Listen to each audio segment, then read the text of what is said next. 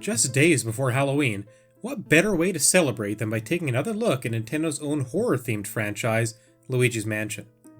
I only scratched the surface when it launched in late 2001, and after taking home last place in the Talk Nintendo podcast E3 betting special, I'm returning to a series that has never fully captured my interest, which is especially fitting given the impending release of Luigi's Mansion 3.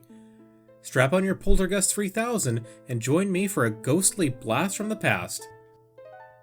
Luigi's Mansion represents the first solo outing for the lesser-known Mario brother, and it was responsible for carrying the weight of the GameCube launch, along with a handful of other non-Mario titles.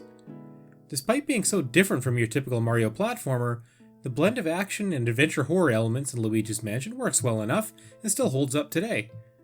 This might be one reason why the game saw a recent enhanced port on 3DS with a few new features thrown in. One annoying relic of the GameCube era was the need to have a memory card, and because I didn't have one for this re-review, I had to finish the whole game in one sitting and on one life, which added a fiendish tension to the experience.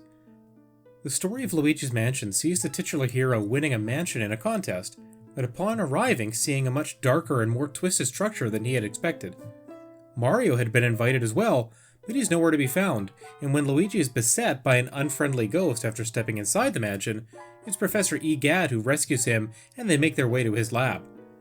After being equipped with the professor's ghost-sucking vacuum, the Poltergust 3000, Luigi trudges back to the mansion to solve its mysteries and locate his brother.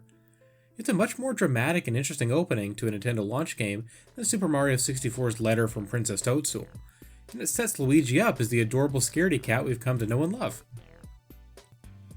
The entire experience is played out over 4 stages that each culminate in a final boss and lead to previously unexplored areas in the mansion. Of course, there's a fair amount of backtracking, which can become a little annoying, but teleportation mirrors and the clearing out of ghosts after a floor has been completed help a little bit. The core gameplay loop involves entering new rooms and solving puzzles, defeating ghosts, and often both of those things. Some rooms contain more basic ghost fights that involve just shining your flashlight on a ghost and then sucking it up with the poltergust. Other rooms contain one of a total of 23 portrait ghosts, who function as mini-bosses and present a fun challenge given that each requires a different strategy for activating the fight and then defeating the ghost itself. Upon clearing a room, you are awarded with an item, treasure, or a key that unlocks a new room in the mansion. The mansion itself is pretty fun to explore, and there's an abundance of charm in the way that Luigi creeps through hallways humming or whistling to himself. The way that the flashlight lights up a dark room is still pretty visually impressive 18 years later, and the overall aesthetic of the game is creepy and contributes to its light horror atmosphere. Some of the sounds the ghosts make are genuinely off-putting, and I'm actually glad that most of my playthrough happened during the daytime. All in all, Luigi's Mansion is an enjoyable departure that holds its own against most Mario games. It never reaches the greatness of something like Super Mario World or Super Mario 64, but its uniqueness and charm make it a memorable adventure. The score attack collecting of money throughout the mansion never really captured my attention, and the game's brevity has not been exaggerated, but finding and capturing the portrait ghosts and moving from room to room held my attention for my entire 4-hour playthrough.